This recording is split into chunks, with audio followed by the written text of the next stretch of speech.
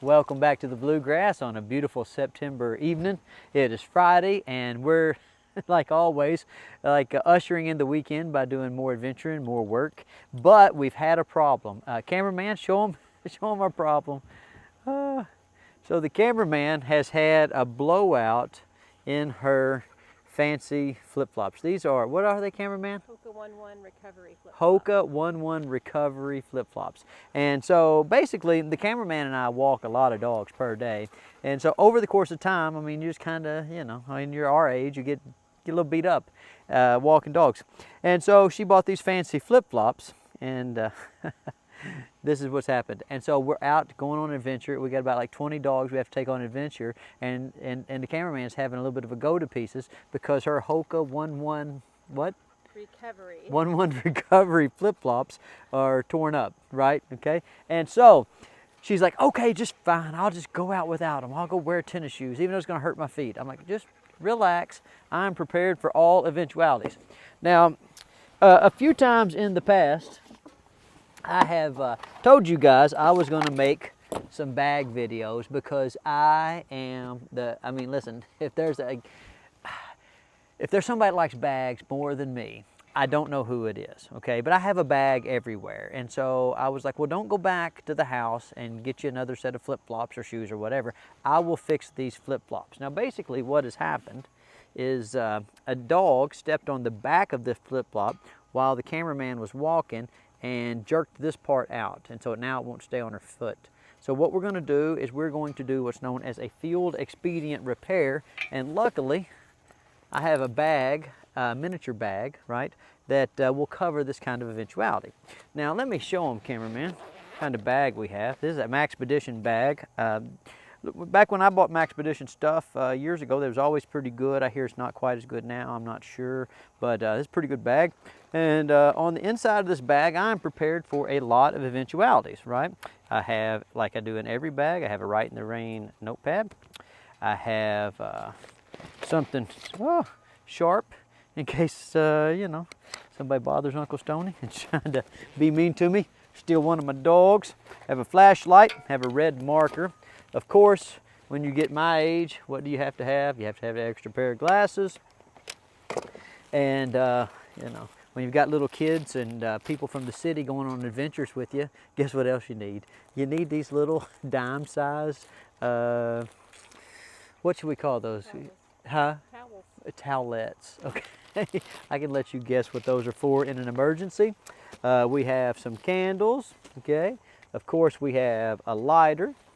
And I carry a multi-tool on me, but I also carry in all of my bags little mini multi-tools. I can go over those if y'all would like me to. In here we have, oh, I better put that back. YouTube doesn't like that kind of stuff, but every gentleman has one of those just in case he has to protect his lady from evildoers. And I have a little Altoids can full of kind of stuff that I might need. Now in this Altoids can, I have a rigged sail needle just in case, because listen, when you're in the dog business, you're always ripping something, or the dogs are biting and tearing it, or you're jumping down a creek bank and something's ripping and tearing. I have a Swiss card. Guys, if you don't have a Swiss card, you're not prepared, so get you a Swiss card. And then I've got some really heavy duty fishing line. You see these little bags? That's a little extra poop bag. And then what everybody should have, I have little safety pin, and then in there with that thing that I can't show you on YouTube, I have a couple of different old school triage triangular bandages. But out of this whole pack, what we need right now is a little bit of thread and perhaps my little multi-tool, depending on how thick this, what's this called again, cameraman? A recovery flip-flop. All right, so listen, I can't force the cameraman to go out on an adventure on a Friday night, and not be happy about her footwear, right? So I'm going to try to push this back in here. Now, what the problem is going to be here, okay, is that as I'm getting this pushed back in, like I can get it pushed back in there a little bit, but see, look, all the stitching ripped out of it. So I need to put some more stitches in it. But this looks pretty stiff, okay? That's why I carry a big sail needle instead of like a regular sewing needle. I used to carry a sewing needle, but all the stuff I have is like really, really, you know, like everything's heavy duty nylon or heavy duty canvas, and I just can't get much traction with a regular sewing needle. So I'm going to take this heavy duty sail needle, and I'm going to see if I can stitch through here with just my hand. But if I can't, then what I'll do is I'll use my multi-tool to fix it. Now I think I'll start where, thinking about where the stress is, I'll start from the front and I'll work my way back. So I'm going to come on the inside. You know what, I'm going to start on the outside and see if I can get through this flip-flop material. Let me make sure. Get that down in there where it goes. Okay.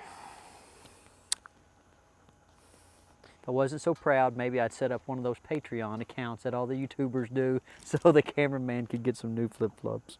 All right, so I'm going to go through my material here. Oh, and see. Oh, look, and I made it through. I made it through. Let's see if I can see that. But can't see what I'm doing. So I'm going to have to admit that I'm kind of getting older. And I'm going to use my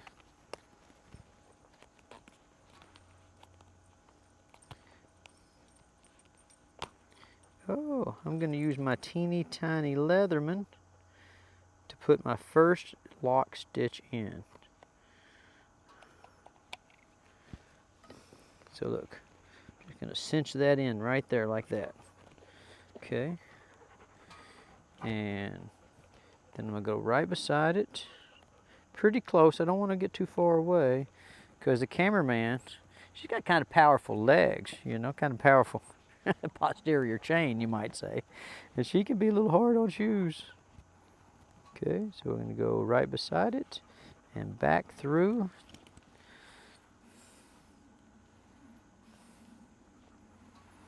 Okay, poking through.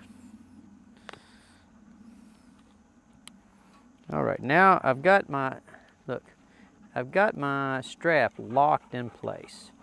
So now it's just a matter of running my stitches sideways. So I'm going to go just like an industrial sewing machine.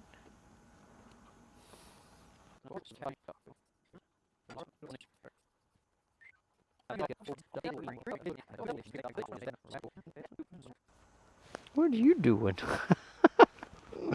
These dogs are always wanting to help. Now listen guys, minus this little small Leatherman, I would have a little bit of trouble because there's some plastic reinforcement in these, what are they called, hooker? Hoka. Hoka. I was going to call them hooker flip-flops. All right, but Hoka flip-flops. Okay, good. Okay, now, so that's how far I went backwards. And no, that's not perfect spacing on my stitches, but it's not too bad. Show them all these dogs. These dogs are so bored because they thought we were headed out the gate on an adventure. And then they're like, what? Mom forgot her shoes? Tried to explain to them that Mom didn't forget her shoes. Mom blew her shoes out with her, you know, superior strength posterior chain, but they didn't seem to care. They're just sitting around bored. All right, and this is my last stitch. I might put one more actually in, just so I can lock it in.